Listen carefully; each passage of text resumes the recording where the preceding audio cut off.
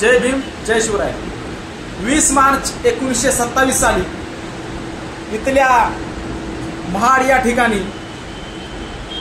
Doctor Babasaheb आंबेडकरांनी या देशातील सगळ्यात मोठा सत्याग्रह केला।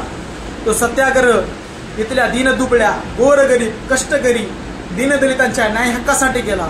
तो सत्याग्रह होता पाण्यासाठी, निसर्गनिर्मित पाणी, ज्या निसर्गाने सगळ्यांना या पाण्यावरती समान अधिकार, समान हक्क दिला, त्या पाण्यासाठी या जगामध्ये पहिल्यांदा संघर्ष करावा लागला।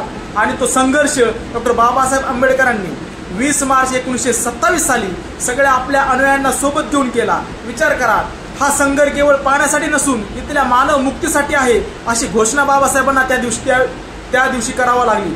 विचार करा, इथल्या ज्या भारतीय व्यवस्था आहेत, इथल्या ज्या मनवादी व्यवस्था आहेत, इथल्या ज्या ब्राह्मणवादी व्यवस्था आहेत, त्यांनी इथल्या आपल्याच लोकांना पाण्यालाही स्पर्श करायला वंचित ठेवलं होतं। परंतु डॉक्टर बाबासाहेब आंबेडकरांनी अशा अनेक सत्याग्रह केले। त्याच्यामध्ये काळाराम सत्याग्रह असतील, त्याच्यानंतर तुम्हाला सांगतो चौतार तळ्याचा सत्याग्रह असेल, अशा प्रकारचे सत्याग्रह इथल्या मानवाला मानवाच्या बरोबरीने बसवण्यासाठी करावा लागला। ही आपल्या देशातली सगळ्यात मोठी शोकांतिका आहे।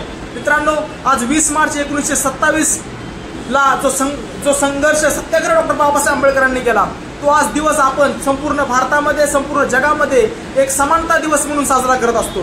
खरं तर पाण्यासाठी संघर्ष करावा लागावा, इतकी मोठी शोकांतिका आपल्या देशामध्ये जन्माला यावी, याच्या अगोदर ती जन्म घेत होती, ही खूप अशा प्रकारे आम्ही सुद्धा माणूस आहोत, आम्हालाही पिण्याच्या पाण्याचा अधिकार द्या, याच्यासाठी जी न्यायाची क्रांती डॉक्टर बाबासाहेब आंबेडकरांनी केली, तो दिवस आज आपण साजरा करत आहोत। मित्रांनो, या देशामध्ये समानता आहे, या देशामध्ये न्याय आहे, या देशामध्ये सर्व प्रकारच्या व्यवस्था आहेत। इथल्या या देशामध्ये जी मनवादी व्यवस्था होती ती संपुष्टात आलेली आहे।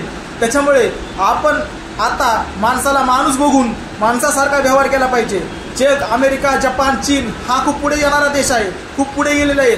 आपल्यालाही तिथं त्यांच्या बरोबरीने जायचं आहे, आणि त्यांच्या बरोबरीने जायचं असेल तर आपल्याला सगळ्यांना सोबत घेऊन, सगळ्यांना सोबत एका विचाराने घेऊन आपल्याला प्रेरित होऊन जावं लागेल।